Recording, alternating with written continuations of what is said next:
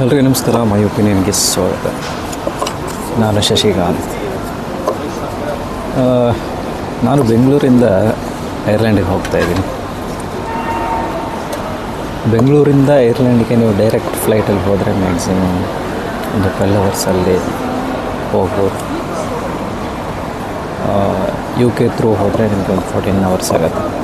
But ನಿಮಗೆಲ್ಲ ಗೊತ್ತಿದೆ, ಯುದ್ಧ ನಡೀತಾ ಇರೋದ್ರಿಂದ ದುಬೈ ಮೇಲೆ ಹೋಗೋದು ಅಷ್ಟು ಸೇಫ್ ಅಲ್ಲ, ಹಾಗೆ ಹೀಗೆ ಅನ್ನೋ ಮಾತಿದೆ. ಹಾಗೆ ನಿಮಗೆ ಯುದ್ಧ ಸ್ಟಾರ್ಟ್ ಆಗಿಂತ ಮುಂಚೆ ಲಂಡನ್ಗೆ ಹೋಗೋದಕ್ಕೆ 30-35 ಸಾವಿರ ಇದ್ದಿದ್ದು ಟಿಕೆಟ್ ಪ್ರೈಸು.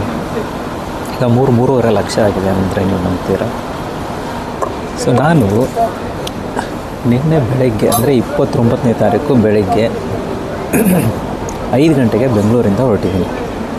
ಮನೆ ಬಿಟ್ಟಿದ್ದು 2:30ಗೆ, ಏರ್ಪೋರ್ಟ್ ರೀಚ್ ಆಗಿದ್ದು 3 ಗಂಟೆಗೆ. ಚೆಕ್-ಇನ್ನು ಅದು ಇದು ಮುಗಿಸ್ಕೊಂಡು ಅಲ್ಲಿಂದ ಬೆಂಗಳೂರಿಂದ ಇಂಡಿಗೋ ಫ್ಲೈಟಲ್ಲೇ ಡೆಲ್ಲಿಗೆ ಬಂದಿದ್ದೀನಿ. ಡೆಲ್ಲಿಗೆ ರೀಚ್ ಆಗಿದ್ದು 8 ಗಂಟೆ 8:30. ಸೊ ನೆಕ್ಸ್ಟ್ ಫ್ಲೈಟ್ ನನಗಿದ್ದಿದ್ದು ಸಂಜೆ 4 ಗಂಟೆಗೆ. ಸೊ ಅದೃಷ್ಟವಶಾತ್ ನಮ್ಮ ರಿಲೇಟಿವ್ ಮನೆ ಅಲ್ಲೇ ಡೆಲ್ಲಿ ಏರ್ಪೋರ್ಟ್ ಹತ್ತಿರ ಇರೋದ್ರಿಂದ ಅವ್ರ ಮನೆಗೆ ಹೋಗಿ ನಾನು ಮತ್ತೆ 1 ಗಂಟೆಗೆ ಬಂದು ಇಂಟರ್ನ್ಯಾಷನಲ್ ಫ್ಲೈಟ್ಗೆ ಚೆಕ್-ಇನ್ ಆಗಬೇಕಾಗಿತ್ತು. ಸೊ ನೆಕ್ಸ್ಟ್ ಫ್ಲೈಟ್ ಬಂದು ನನ್ನದು ಡೆಲ್ಲಿಯಿಂದ ಮಸ್ಕಟ್ಟಿಗಿತ್ತು, ಓಮನ್ನ ರಾಜಧಾನಿ.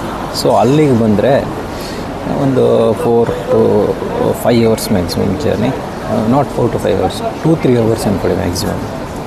ಸೊ ಅಲ್ಲಿ ಬಂದಾದಮೇಲೆ ರಾತ್ರಿ ನನಗೆ ಆಲ್ಮೋಸ್ಟ್ 7 to 8 ಅವರ್ಸ್ ಅಲ್ಲಿ ಟ್ರಾನ್ಸಿಟ್ ಇತ್ತು. ಮತ್ತೆ ಅಲ್ಲಿ ವೆಯ್ಟ್ ಮಾಡಬೇಕಾಗಿತ್ತು.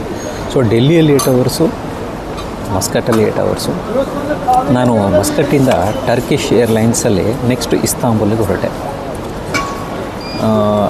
ಇಸ್ತಾಂಬುಲ್ಗೆ ಬಂದು ಬೆಳಗ್ಗೆ ನಾನು ಇಸ್ತಾಂಬುಲ್ ಟೈಮಲ್ಲಿ 8 ಗಂಟೆ. ಬಟ್ ನನಗೆ ಇಸ್ತಾಂಬುಲ್ಲಿಂದ ಡಬ್ಲಿನ್ಗೆ ಬೆಳಗ್ಗೆ 7 ಗಂಟೆಗೆ ಫ್ಲೈಟ್ ಇತ್ತು. ಫ್ಲೈಟ್ ಮಿಸ್ ಆಯಿತು. ಸೊ ಫ್ಲೈಟ್ ಮಿಸ್ ಆಗಿದ್ದರಿಂದ ಮತ್ತೆ ನಾನು ಇಲ್ಲಿ ಬಂದು, ಆ್ಯಕ್ಚುಲಿ ಇಲ್ಲಿ ವೇಟಿಂಗೇ ಇರಲಿಲ್ಲ. ಸೊ 1 ಅವರಲ್ಲಿ ಎಲ್ಲ ಮುಗಿಸಿ ನಾನು ಇಮಿಡಿಯೇಟಾಗಿ ಡಬ್ಲಿನ್ಗೆ ಹೋಗೋದಾಗಿತ್ತು. ಬಟ್ ಇಲ್ಲಿ ಬರೋದ್ರಲ್ಲಿ ಫ್ಲೈಟ್ ಮಿಸ್ ಆಗಿದೆ ಅಂತ ಹೇಳಿ ಈಗ ಮತ್ತೊಂದು ಫ್ಲೈಟಲ್ಲಿ ನಾನು ಮುಂದೆ ಡಬ್ಲಿನ್ಗೆ ಹೋಗಬೇಕು. ಸೊ ಅದು ಒಂದು ಮಧ್ಯಾಹ್ನ 1:30ಗೆ.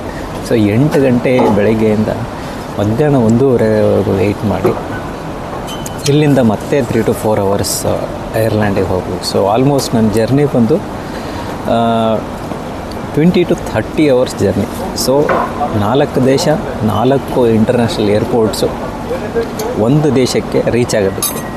ಸೊ ಯಾವಾಗಾದರೂ ನೀವು ಅಂದ್ಕೊಂಡಿದ್ದೀರಾ, ಸೊ ನಾನು 24 ಗಂಟೆಯಲ್ಲಿ 4 ದೇಶ ನೋಡ್ತೀನಿ, 4 ದೇಶಕ್ಕೆ ಹೋಗ್ತೀನಿ, 4 ದೇಶದ ಏರ್ಪೋರ್ಟ್ ನೋಡ್ತೀನಿ ಅಂತ ಏನು ಅನ್ಸುತ್ತೆ ಕಮೆಂಟ್ ಮಾಡಿ.